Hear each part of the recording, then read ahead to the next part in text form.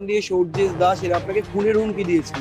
এই ধমকিও দেওয়া হয়েছিল যে আমার ডেড বডি ওই প্ল্যাটিনাম জুবিলি বিল্ডিং থেকে ঝুলবে যদি আগের ভিডিওটাতে আমি বানিয়েছিলাম ডক্টর সন্দীপ ঘোষের রাইট হ্যান্ডকে। এই ভিডিওটাতে আমি দেখাতে চলেছি কোন কোন স্টুডেন্টরা মাসেল পাওয়ার ইউজ করে বাদ বাকি স্টুডেন্টদের ভয় পাইয়ে রাখতো। তো বন্ধুরা, ভিডিওটা প্রসিড করার আগে জাস্ট এই একটা ভিডিও দেখে নিন। মেডিকেল অফিসার আরজি করেন হেলিকেট, দে আর নট ডক্টরস, এরা ক্রিমিনাল। দুটো ছেলে, একজন হচ্ছে আশিস পান্ডে আর হচ্ছে সূর্যেশ দাস। তো হঠাৎ করে ওরা তখন আমার উপরে প্রায় ঝাঁপিয়ে পড়াম, আমাকে পুরো থ্রেট করা হয় যে আমি সন্দীপ ঘোষের এগেনস্টে কেন কথা বলে, কলার ধরে প্রিন্সিপালের ঘরে ঢুকে নিয়ে। আশিস পান্ডে সূর্যেশ দাস এরা আপনাকে খুনের হুমকি দিয়েছেন।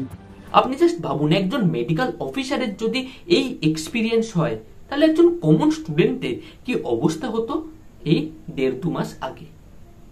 ইনি যে দুজনের নাম নিলেন, তাদের মধ্যে একজনকে তো অবভিয়াসলি আপনারা খুব ভালোভাবে আপনার বিরুদ্ধে এত পোস্ট আসছে কেন, কি কারণে জানেন। এই কালকেও সিবিআই থেকে জেরাতে ডেকেছিল, আর আরেকজন যে, তাকেও আমি এক্সপোজ করব এই ভিডিওতেই। তো আমি একটা জিনিস বলে দিই, এই যে সেকেন্ড পার্সন যার নামটা ছিল, সে আমারই ব্যাচমেট। আমার অন্য একটা বন্ধুকে এই ছেলেটা থ্রেট দিয়েছিল, ওকে নাকি সাইকিয়াট্রির ওয়ার্ডের পার্মানেন্ট পেশেন্ট বানিয়ে দেবে। ইভেন আমার সাথে একটা ছোট্ট কথা কাটাকাটি হয়ে যায়, কারণ আমি যে ইন্টারনেট ডিউটি করছিলাম আর আমার যে সিনিয়র হাউসটা, সে সেদিনকে আসেনি, তার জায়গায় এসছিলেন এই ছেলেটা। মানে ভাবুন, নিজের ডিউটি করছে না, এবার এসছিল অ্যাজ এ সিনিয়র হয়ে, হুকুম দিয়ে যাচ্ছে। তো একটা ছোট্ট কথা কাটাকাটি হতেই ও আমাকে বললো, এই তোকে এমন ডোজ দেবো না, এই ওয়ার্ডে দাঁড়িয়ে পেশেন্টদের মাঝে তুই নিতে পারবি না, তুই চিনিস না আমায়। তো সেদিনকে আমি স্তব্ধ হয়ে গেলাম। আমি ভাবলাম, যেই ছেলেদের সাথে আমি একসাথে ফার্স্ট ইয়ার দিয়ে পড়ছি, আজকে এদের এত অহংকার হয়ে গেল পাওয়ারের যে আমাকে এইসব বলছে। কিন্তু কি করব, সেদিনকে মুখ বুজে সহ্য করতে হলো, আর মনে মনে ভাবলাম তোদেরও দিন আসবে। আর হ্যাঁ, আজকে এসেছে।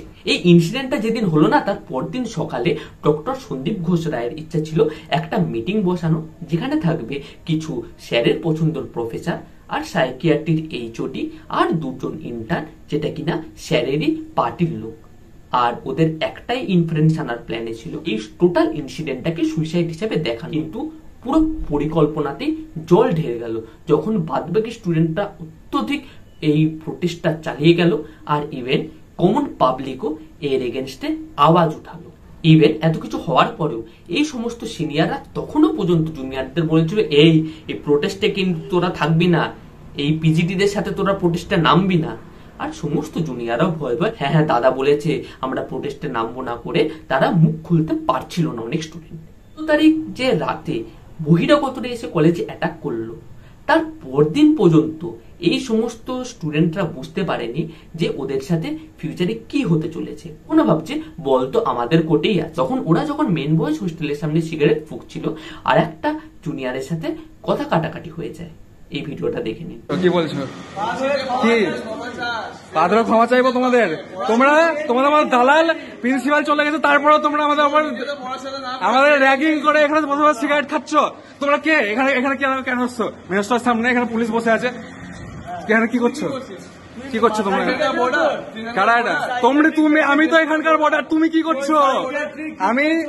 আমি এখানকার মেন হোস্টেলের বাসিন্দা। তোমার সাইকিয়াট্রিক ট্রিটমেন্ট দরকার। আপনি দেখতে পেলেন যে ছেলেটা ভিডিও করছিল, সেই ছেলেটাকে বছরের পর বছর সাপ্লি দেওয়া হতো জাস্ট বিকজ এই ছেলেটা এদের সামনে মাথা ঝোঁকায়নি। আর দেখতেই পেলেন কেমন ভাবে এই ছেলেটাকে ইনসাল্ট করছে, বলছে নাকি সাইকিয়াট্রির ডাক্তারের কাছে দেখাতে।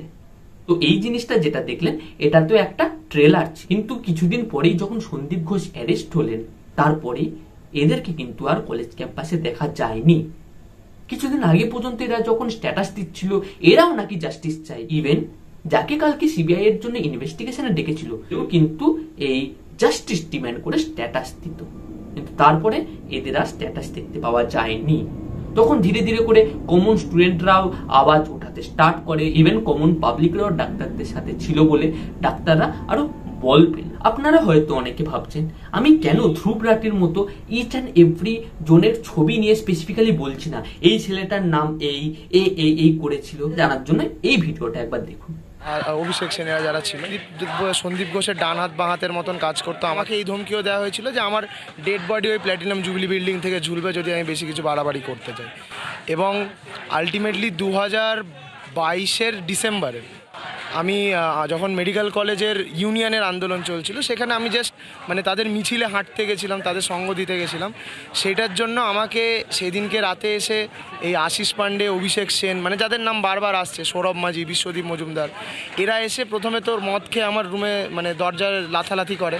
এবং পরের দিন যখন আমি ওদের সাথে কথা বলতে চাই যে এরমটা কেন করা হলো, তখন আমাকে থ্রেট দেওয়া হয় যে হোস্টেল ছেড়ে বেরিয়ে চলে যেতে হবে, না হলে মানে আবার ফেল করানো হবে এবং ডাক্তার হতে দেওয়া। 2023 সালে যেদিন ডক্টর মানস কুমার ব্যানার্জি আরজি করের প্রিন্সিপাল হয়ে আসেন, সেদিন রাতে অর্থাৎ 12ই সেপ্টেম্বর রাত 3টে নাগাদ মানিকতলা হোস্টেলে র্যাগিং করতে যায় আশিস পান্ডে, সূর্যেশ দাস, সুমিত মণ্ডল, সৌরভ মাঝি, শরীফ হাসান, আয়ুষ প্রসাদ, নির্জন বাগচি, চয়ন ভট্টাচার্য। ওর অকথ্য শারীরিক এবং মানসিক নির্যাতন করা হয়। আপনি দেখতেই পেলেন আমার এক ব্যাচমেট যখন কলকাতা মেডিকেল কলেজের একটা সামান্য প্রোটেস্টে জাস্ট যোগদান করেছিল, তার জন্য ওকে হোস্টেল থেকে বের করে দেওয়ার পর্যন্ত হুমকি আসে। ইভেন যখন 1 বছর আগে স্যারের ট্রান্সফার হয়, যখন মানিকতলা হোস্টেলের কিছু স্টুডেন্ট যে স্যার ডক্টর মানস বন্দ্যোপাধ্যায়কে ওয়েলকাম করেছিলেন, তাদেরকেও হোস্টেলে গিয়ে মাঝরাতে দরজা ভেঙে ওদের উপরে র্যাগিং করা হয়, যেটা কিনা একটা হোস্টেলে গিয়ে বাইরের স্টুডেন্টরা এরকম ঢুকতে পারে না, সেটা করেছিল। 2 বছর আগে যখন আমার ব্যাচমেটরা সাপ্লি খায়, যখন প্রিন্সিপাল এগেনস্টে প্রোটেস্ট করেছিল বলে, তখন এই টিএমসিপি ইউনিটেরই একটা ছেলে স্ট্যাটাসে দেয় পাওয়ার ইজ পাওয়ার। আমি যে ছেলেটা স্ট্যাটাস দেখলাম, সেই ছেলেটার নামটা দেখলেন তো? যদি আপনি একটু ভিডিওটা ব্যাকে গিয়ে নামটা দেখেন, তাহলে অবভিয়াসলি বুঝতে পারবেন আমি কাউকে হাইড করতে চাইছি না, কিন্তু এখনো ভয় লাগে আমাদের আবার না কোনো অ্যাকশন নেওয়া হয়, এক্সপোজ করতে পারছি না, কারণ আমি এই সিস্টেমেরই একজন। আর এখনো পর্যন্ত কিন্তু কোনো স্ট্রিক্ট অ্যাকশন নেওয়া হয়নি কোনো স্টুডেন্টদের এগেনস্টে।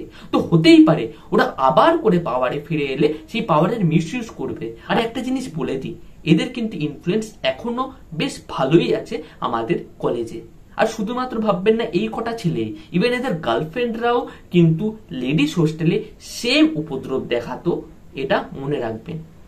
আর এই জিনিসটা নিয়েই আমি এখনো কোনো স্টুডেন্টের নাম নিজে থেকে ডাইরেক্টলি বলতে পারছি না। আপনি দেখতেই পাচ্ছেন সুপ্রিম কোর্টের যে ভিডিওটা বানিয়েছিল শুনানি, ইভেন সেই ভিডিওটাকেও নাকি হ্যাক করা হয়েছে। তো বুঝতেই পাচ্ছেন আমার ভিডিও হ্যাক হতে পারে, ডিলিট হতে পারে। তো তাই জন্য আমি বারবার করে বলি এই ভিডিওটা পারলে সেভ করে রাখুন, ভিডিওটা যত পারুন শেয়ার করুন। আমি চাই বাদ বাকি মানুষরা জানুক। আর আরো যদি স্টুডেন্টের নাম আপনি জানতে চান, দয়া করে এই ভিডিওটা দেখবেন, এখান থেকেও অনেক হিন্ট পাবেন। আর একটা জিনিস বলে দিই, আমি কিন্তু 3 বছর 4 বছর আগে থেকে এই প্রোটেস্টের ভিডিও বানাচ্ছি, কিন্তু তার সাথেও যখন এই স্টুডেন্টরা পাওয়ারে এসেছিল আমাকে ভিডিওগুলো হাইড করতে হয়েছিল। আপনি এখনো চাইলে দেখতে পারেন, এখন অবভিয়াসলি সেইগুলো পাবলিক করে রেখেছি, কিন্তু হয়তো রিসেন্ট ফিউচারে আবার আমাকে এই ভিডিওগুলো প্রাইভেট করতে হতে পারে। তাই জন্যই আপনাদের একটাই রিকোয়েস্ট, ভিডিওটা যত পারুন শেয়ার করতে। দেখা হচ্ছে পরের ভিডিওটাতে।